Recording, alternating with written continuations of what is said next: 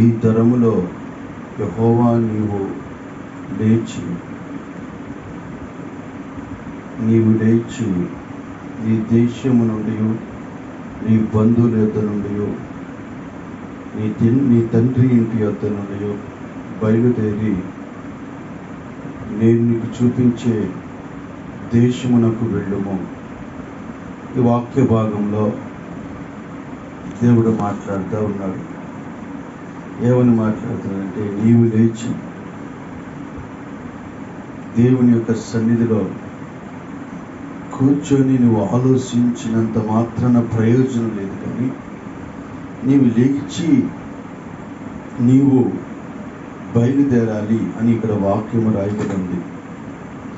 మన ఆత్మీయమైన జీవితంలో మనము పడిపోయిన స్థితిలోనే ఉండవు, కానీ ప్రభు మనల్ని ఖచ్చితంగా లేవనెత్తుతాడట. మనము దేవునికి మన పరిస్థితులన్నీ చెప్పుకొని మనము ముందుకు కొనసాగించబడాలట.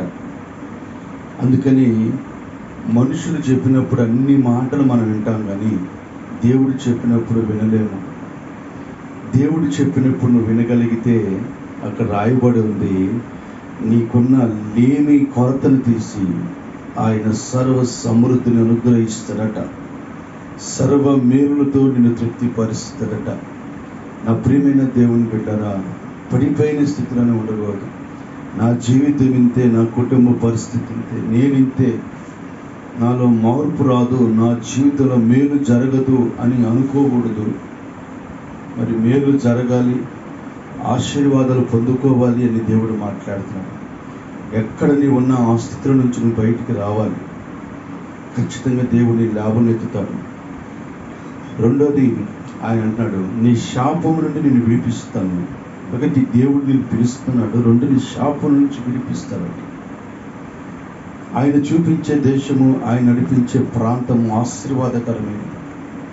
ఈరోజు నువ్వు లేచి దేవుడి యొక్క సన్నిధిలో ప్రార్థించగలిగితే నిన్ను గొప్ప జనాంగంగా, గొప్ప ఆశీర్వాదాలతో దేవుడు నింపుతాడు. అటు కృప పరిశుద్ధ